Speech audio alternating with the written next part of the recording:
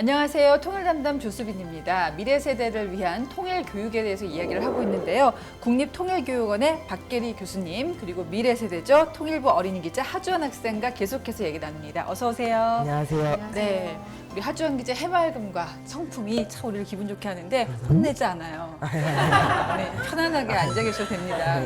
네, 솔직히 네. 어린이 기자로 활동해서 그런 그 포장지를 다 벗어 던지고 솔직히 통일되면 좋을 것 같아요? 네, 당연히 좋을 것 같습니다. 왜요? 사실 저희는 같은 언어와 문자를 쓰는 하나의 민족이지 않습니까? 제가 생각하는 통일은 우리가 새로운 상태를 만드는 것이 아니라 원래 하나였던 상태로 다시 돌아가는 것이라고 생각을 합니다. 얘기네요. 이쯤에서 어머님을 모시고 어떻게 하면 아들에게 똑부러지게 키울 수 있는지 저희 구경하고 계시는데 모셔보고 싶습니다. 굉장히 똑부러지네요. 우리 요즘 친구들이 이렇습니까? 저희 집 아들은 안 그렇거든요. 엄마 왜 통일되면 안 좋지 않아? 왜 우리가 돈 더 많이 벌어가지고 막 북한에 보내줘야 되고 그런 거 아니야? 너무 힘들잖아 사는 게 이렇게 얘기하거든요. 네. 실제로 이렇게 만나보면 어떻습니까? 실제로 만나보면 네. 실은 많은 학생들이 통일은 그냥 먼 일이야. 남일이야. 남일이야, 먼 일이야 이렇게 생각하잖아요. 근데 사실은 통일이라는 것이 국가 간, 정부 간의 합의로 결정이 되는 건 아니잖아요. 국민들의 의식과 어떤 공감대가 있어야 기본적으로 이루어질 수 있기 때문에 사실은 저는 통일 교육이라는 것이 통일이라는 목표를 가기 위한 과정에 대한 교육이 굉장히 중요하다. 그래서 그 과정에 어떤 일이 있을 거냐? 발생하는 갈등을 어떻게 해결할 거야? 남북의 역사를 또 어떻게 바라봐야 돼? 다른 국가를 어떻게 우리가 이해해야 돼? 이런 질문들의 답을 공부하고 준비하는 과정이라고 생각해서 우리가 통일 교육이라는 것은 통일을 위한 미래를 준비하는 것이기도 하지만 우리 사회가 조금 더 열린 사회, 더 큰 사회로 나아가기 위한 과정을 같이 고민하고 또 만들어가는 것이다 이런 생각을 하고 있습니다. 그러니까 결과적인 것만 접근할 거 아니라 네. 가면서 겪게 되는 좋은 일, 나쁜 일 네, 모두 네. 다 알려줄 필요가 있다. 네. 통일 교육을 설계하는 입장이라면은 그 혼란스러운 것 중에 하나가 네. 세월 따라서 매번 강조하는 게 달라지잖아요. 예를 들면은 8, 90년대에는 이념적 통일을 강조했어요. 네, 네. 저희 어릴 때는 그랬단 네, 말이에요. 뭐 네. 반공 그 네, 교육도 네. 그때까지는 받았고 그러다 2000년 정도 돼서는 막 활발하게 교류를 했어요. 네. 그러다 또 2010년 넘어가니까 다시 또 갈등을 해요. 네. 이게 뭐 정권 따라서 바뀌기도 하고 네, 세계 네. 정세에 따라서 이런 흐름이 바뀌기도 하는데 이 시대에 맞는 통일 교육이라는 게 과연 일관성을 지킬 수 있느냐 네. 어떤 방향으로 가야 되느냐 고민이 많으실 것 같아요. 그냥 보시면 매번 바뀌는 것 같지만 기본 전제 위에서 움직이고 있어요. 뭐냐면 일단 헌법이죠. 우리가 평화적으로 통일한다. 또 하나는 우리가 한반도를 우리 영토로 한다. 이런 기본적인 전제 위에서 하고 있고 또 하나는 민족 공동 통일 방안이 한 30년 됐거든요. 네. 단계별 평화적으로 통일한다. 그 토대 위에서 하는데 통일이라는 건 현실의 얘기잖아요. 그러니까 예를 들면 북한이 적시적 두국가론을 갖고 나왔어. 국제 정세가 변화해. 그러면 거기에 맞게 전략들이 계속 바뀔 수밖에 없겠죠. 지속성과 변화 속에서 이제 만들어지고 있다라고 말씀드릴 수 있고요. 그렇다면 지금의 전략은 뭐냐 이렇게 질문하시는 것 같아요.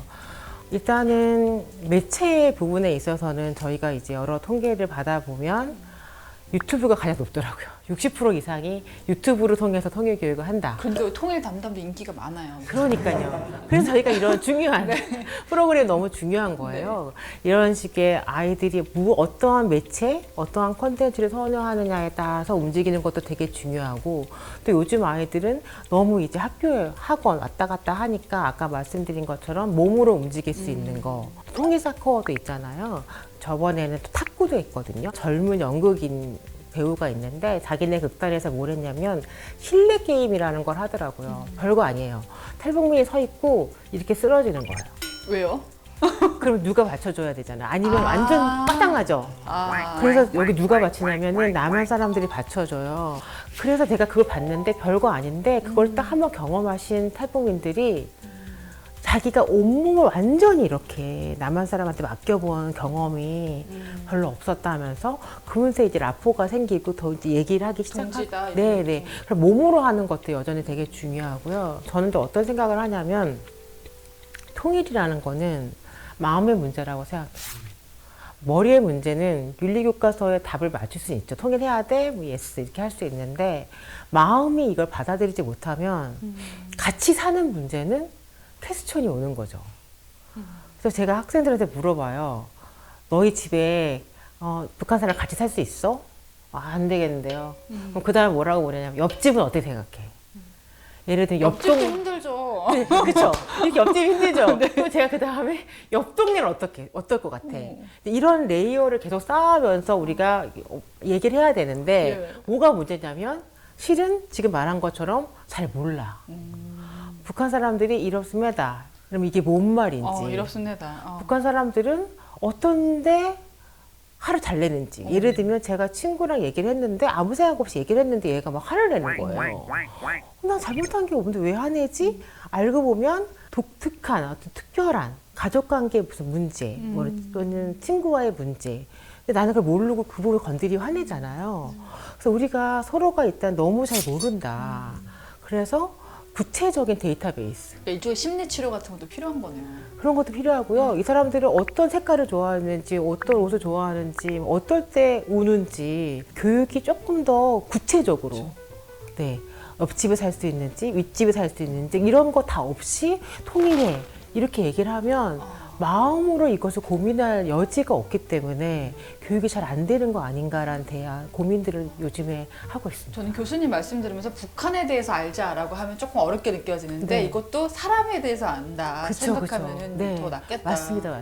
어차피 사람은 다 다르죠. 우리 남한 사람끼리 다 다르잖아요. 맞아요. 저랑 같이 사실 수 있으세요? 아니잖아요. 그러니까요. 네. 맞아요. 그래서 저는 사실은 부모 자식 관계도 그럼요. 시어머니와 며느리 관계도 못 산다니까요. 경계가 좀 있어야 된다고 생각하는 사람이에요. 네. 경계가 있지만 또 가족처럼 지내잖아요. 근데 그런 것들을 좀 많이 알면 얻은 부분이 절대 안 같아질 거예요. 경계는 있지만 벽은 없어야 된다. 그렇습니다. 그렇죠. 네, 그걸 구체적으로 논의해 볼 필요가 있다. 저는 하주환 기자가 아이디어가 되게 많을 것 같은 게 어린이 기자로도 활동을 했잖아요. 그때 뭐 했던 경험 중에 이게 통일 교육에 좀 응용되면 좋겠다 이런 거 있었어요? 저희가 그때 통일부 캠프를 했었거든요. 오. 연천에 진짜 솔직히 너무 재밌었거든요. 거기서 1박 2일로 잤었는데 거기 다양한 프로그램이 많아요. 가상 통일호라는 KTX를 타고 이제 비열 체험을 통해서 저기 북한에 가가지고 평양역에 내려서 네네네 막 뭐 광문이나 유명한 관광지나 뭐 교통 뭐 그런 분야별로 거기 다 전시가 되어 있더라고요. 네. 우리가 통일되었다고 가정을 해보았을 때 진짜 우리에게 다가오는 이점이 무엇인지 그거를 토대로 좀 친구생들에게 설명을 해주면은 좋겠다. 좋을 것 같아요. 연천은 그 의무적으로 방문하게 해야겠네요. 통일교육 굉장히 좋았다고. 앞으로 이제 그 통일교육 일선에서 뛰시는 거잖아요. 많은 것들을 프로젝트도 하시고 어떤 계획을 갖고 계세요? 우리나라가 또 체험 부분에 다른 콘텐츠가 엄청 발달돼 있잖아요.